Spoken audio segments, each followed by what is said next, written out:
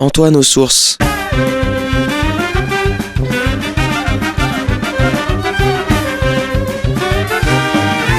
Une émission présentée par Jean-Marie Alafort.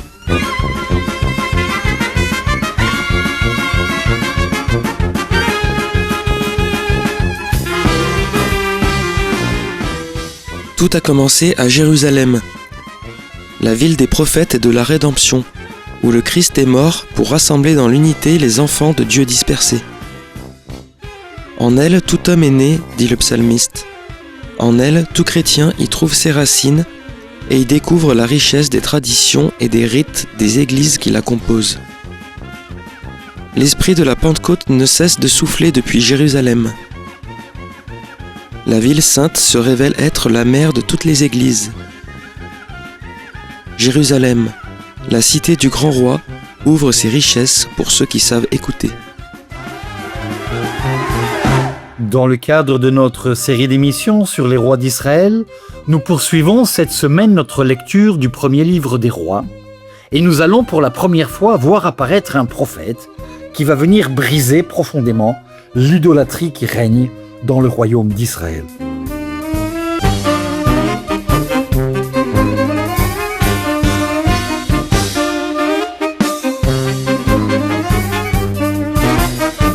Alors nous poursuivons notre lecture du premier livre des rois.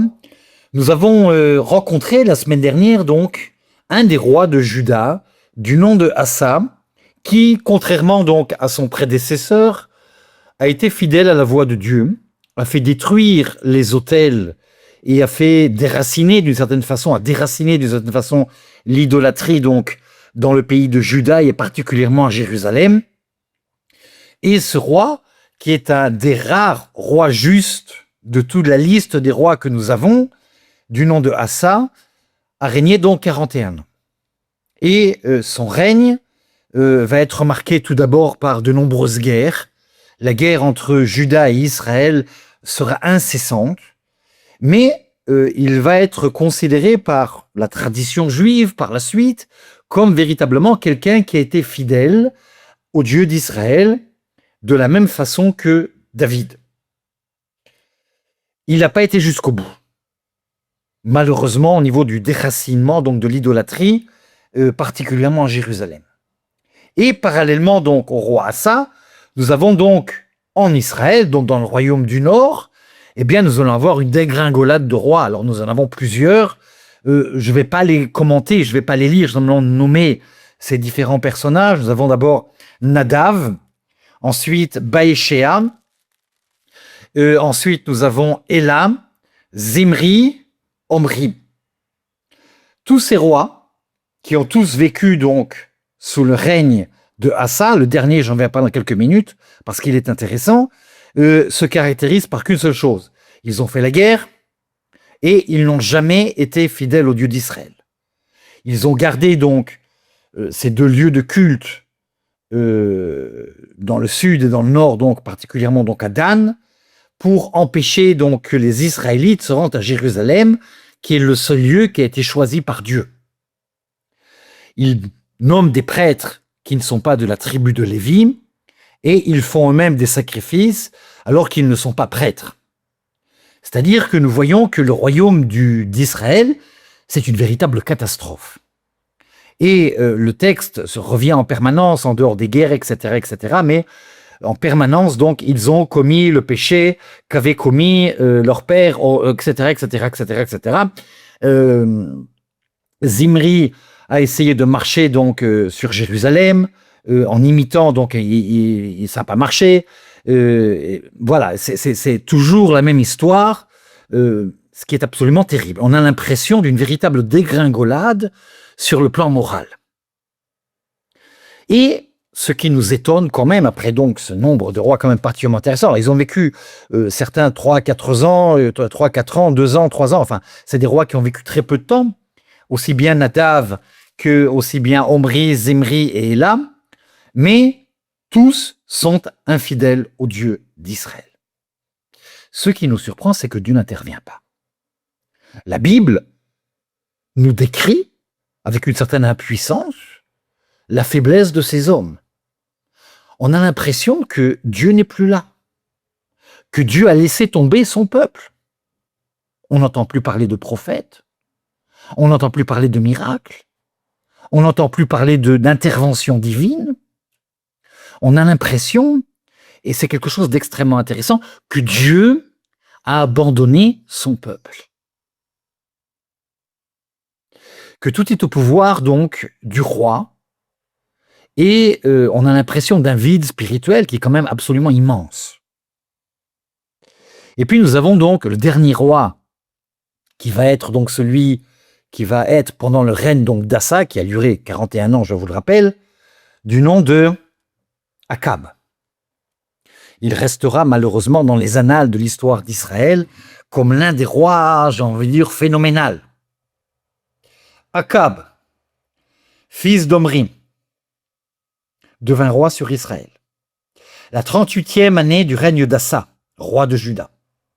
Akab, fils d'Omri, régna 22 ans sur Israël à Samarie.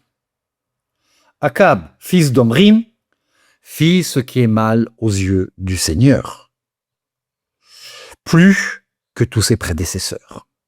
Et nous allons le voir dans quelques minutes. Plus que tous ses prédécesseurs.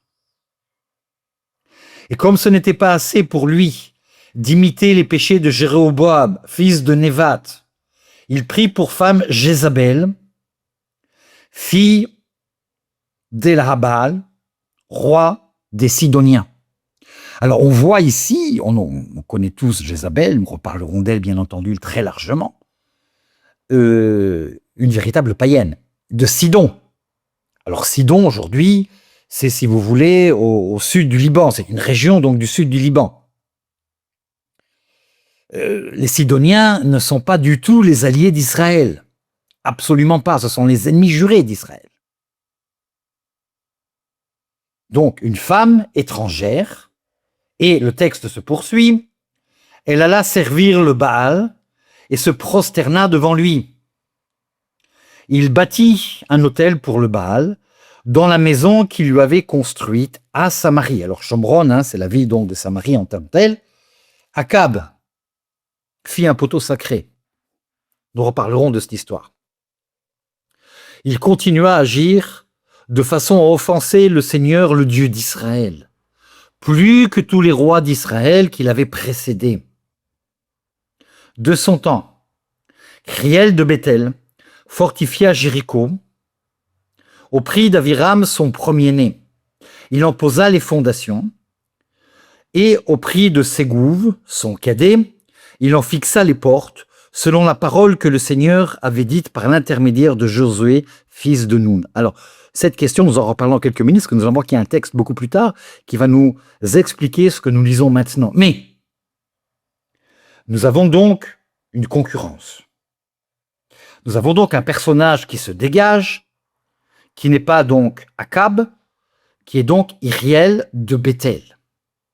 Bethel, c'est un lieu difficile, c'est un lieu problématique. C'est le lieu donc où les rois d'Israël avaient construit donc un haut lieu, un lieu de culte, pour célébrer le Dieu d'Israël, qui était devenu finalement une fabrication de l'homme, donc qui n'a plus rien à voir avec le Dieu d'Israël, une idolâtrie. Je vous ai dit que le sentiment, quand on lit ces différents rois d'Israël les uns après les autres, n'est-ce pas, alors Omri, Zimri, Baèche, etc., et là, on a l'impression on est submergé par une espèce, non pas de colère, mais on est abattu. Où est Dieu? Que fait Dieu? Dieu nous aurait-il abandonnés? On a l'impression dans l'histoire de l'homme que Dieu n'intervient plus, que Dieu n'est plus là. C'est un sentiment qui est un sentiment tout à fait humain, et c'est un sentiment que la Bible également nous transmet. Le silence de Dieu. Faut-il arriver donc à une véritable perversion, comme ça va être le cas d'Akab, pour que Dieu enfin intervienne? Et nous entrons dans une nouvelle histoire, une grande histoire, au chapitre 17 du premier livre des rois. Un personnage va surgir qui va nous rappeler que Dieu est toujours là. Et que si nous avons l'impression que Dieu nous a abandonnés, eh bien Dieu n'abandonne jamais son peuple. Chapitre 17, premier livre des rois. Élie, Eliaou en hébreu. Eliaou, c'est « il est mon Dieu ». C'est le sens, hein. On traduit en hébreu en français Élie, en hébreu c'est Eliaou. Il est mon Dieu. Le Tishbite de la population de Galaad. C'est-à-dire, il vient du côté, si vous voulez, on dirait aujourd'hui du plateau du Golan, de Galaad. Dit à Akab. On ne le connaît pas, on n'a jamais entendu parler. Élie, le Tishbite, c'est ainsi qu'il va être appelé à Tishbite, parce que c'est la ville dans laquelle il habitait, de Galaad, donc il est bien du royaume du Nord, il fait bien partie donc de la population d'Israël, il n'a rien à voir avec le royaume de Juda, il n'est pas un prophète qui proclame la parole de Dieu à Jérusalem et dans le royaume du Sud, c'est vraiment donc quelqu'un que Dieu a choisi pour être donc dans le royaume du Nord. On ne le connaît pas, on ne sait rien de lui, on va le découvrir peu à peu. Dit à Akab, donc il va rencontrer le roi d'Israël, un personnage absolument inconnu, par la vie du Seigneur, le Dieu d'Israël, au service duquel je suis. Il n'y aura plus ces années-là, ces années-ci qui viennent, ni rosée ni pluie, sinon à ma parole. Il va chez le roi et il dit, par l'intervention divine, je vais arrêter non seulement la pluie, mais également la rosée. C'est-à-dire, il n'y aura plus d'eau. S'il n'y a plus d'eau, c'est la mort. Pour ceux qui habitent dans ce pays, j'habite ici depuis au moins 36 ans exactement, même presque 37 ans. La saison sèche, on sait ce que c'est. Ici, quand il ne pleut pas, eh bien, nous sommes vraiment dans une situation extrêmement difficile. Alors, il y a des solutions technologiques aujourd'hui, mais imaginez donc à cette époque-là, d'abord, il ne pleut pas 6 à 7 mois de l'année, et si l'hiver n'est pas assez bon, eh bien, c'est la sécheresse. Et la sécheresse dans ce pays, c'est la mort. Et l'histoire biblique ne fait que de le raconter. Vous pouvez attendre la pluie au mois de juillet, elle ne viendra jamais. Si vous allez à Paris, vous avez de la chance d'avoir peut-être de la pluie au mois de juillet ou au mois d'août. Non seulement de la chance, vous aurez sans doute de la pluie au mois de juillet ou au mois d'août. Ici, à partir du mois de avril-mai, il n'y a plus une goutte de pluie. Vous n'avez pas besoin de prendre votre parapluie dans votre sac, etc. Vous n'avez absolument pas besoin. Ni de prendre un kawaii. Vous êtes tranquille que juste de avril jusqu'en septembre, octobre, si ce n'est pas plus, il n'y aura pas une goutte de pluie. Donc là, c'est une catastrophe. Akab dit donc, Élie dit à Akab, il n'y aura plus de pluie. C'est terminé. Non seulement de pluie, mais de rosée. La parole du Seigneur fut adressée à Élie. Va-t'en d'ici. Dirige-toi vers l'Orient. Alors, l'Orient, c'est Kédem, c'est-à-dire on se rapproche, si vous voulez, aujourd'hui de la frontière donc de la Jordanie, puisque c'est l'extrême donc frontière, là, si vous voulez, le Jourdain d'Israël.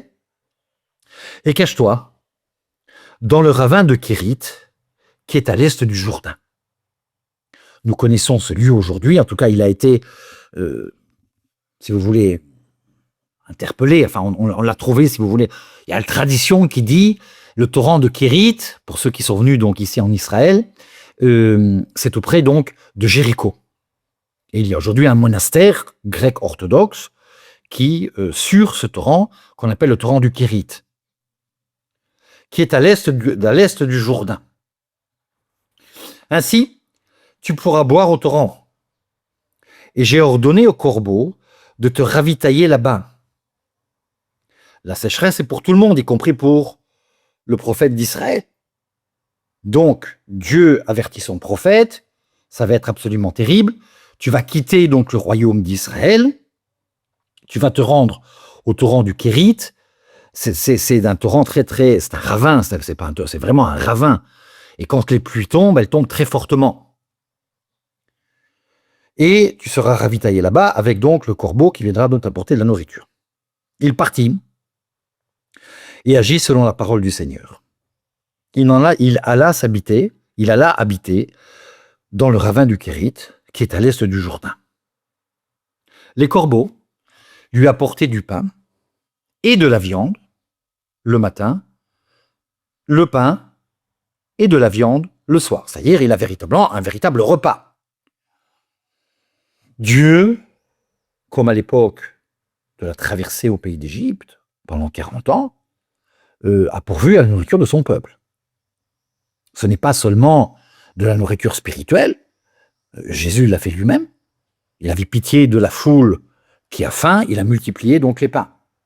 C'est-à-dire, Dieu n'est jamais déconnecté de notre propre réalité.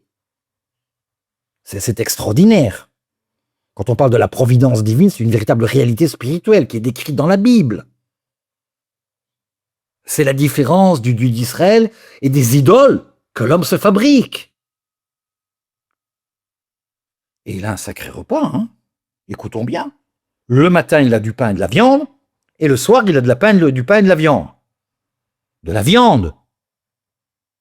À l'époque, manger de la viande, c'est un luxe. On ne mangeait pas de la viande tout le temps.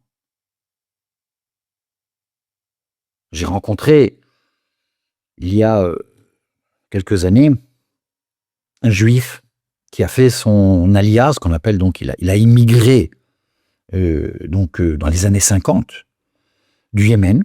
C'était un juif yéménite. Il est décédé maintenant. Il a fait son alias, donc il est venu donc du Yémen, un pays particulièrement pauvre.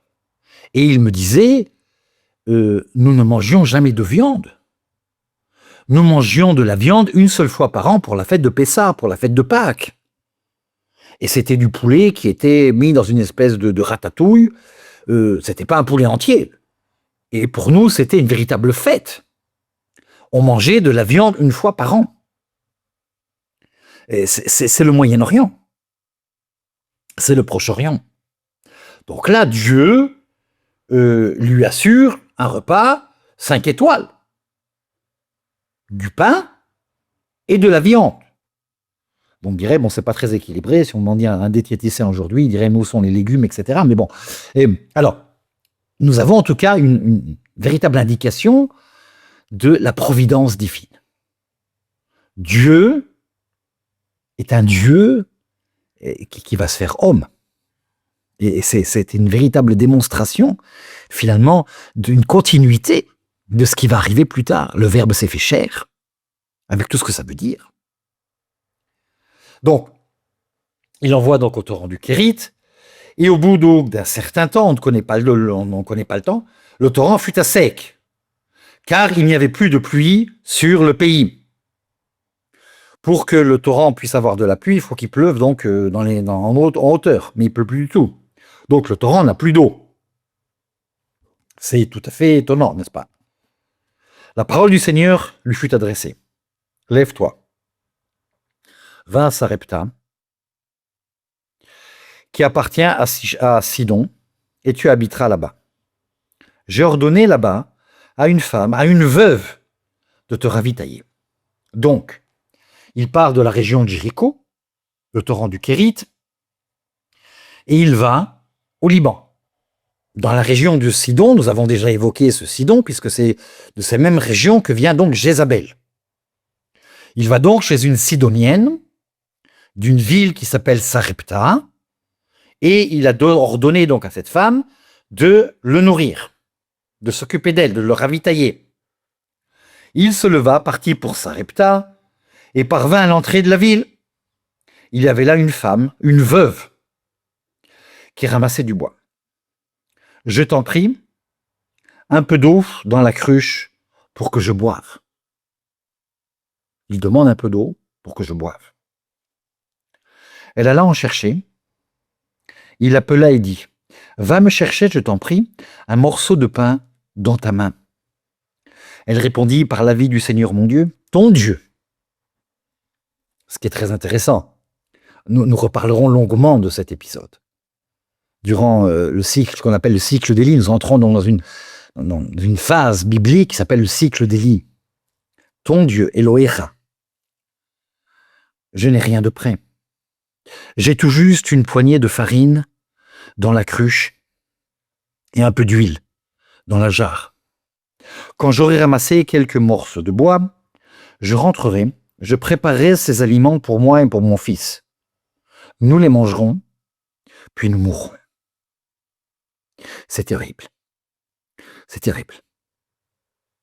La famine qui tombe sur le pays, sur tout le pays, pas seulement sur Israël, mais également donc sur toutes les régions autour, y compris sur le Liban. C'est absolument terrible. Une jeune veuve, avec son fils, qui vont mourir. On voit que elle est arrivée à un point de non-retour. Elle sait que c'est terminé. Et elle dit avec beaucoup d'honnêteté, sans prendre des précautions, j'ai envie de dire. Elle lui dit la vérité. Élie lui répondit, ne crains pas, rentre et fais ce que tu as dit. Seulement, avec ce que tu as, fais-moi d'abord une petite galette et tu me l'apporteras. Tu en feras ensuite pour toi et pour ton fils. Car ainsi parle le Seigneur, le Dieu d'Israël. Cruche de farine ne se videra pas. Jarre d'huile ne se désemplira pas. Jusqu'au jour où le Seigneur donnera la pluie à la surface du sol. C'est véritablement le prophète de Dieu. Éliaou. Il est Dieu. La parole d'Élie est une parole effective. Peut-être trop effective, nous le verrons plus tard. Donc nous voyons ici que cette femme va accomplir la parole de Dieu, va faire ce que le prophète demande, et nous verrons la semaine prochaine comment les choses vont évoluer. Mais nous entrons ici dans une histoire absolument extraordinaire, peut-être dans une des plus belles histoires, une série d'histoires que la Bible nous est donnée. Donc nous reprendrons ce texte la semaine prochaine et nous verrons comment est-ce que Élie va véritablement devenir le prophète par excellence, le prophète d'Israël. C'était Antoine aux Sources. Une émission présentée par Jean-Marie Alafort de Jérusalem.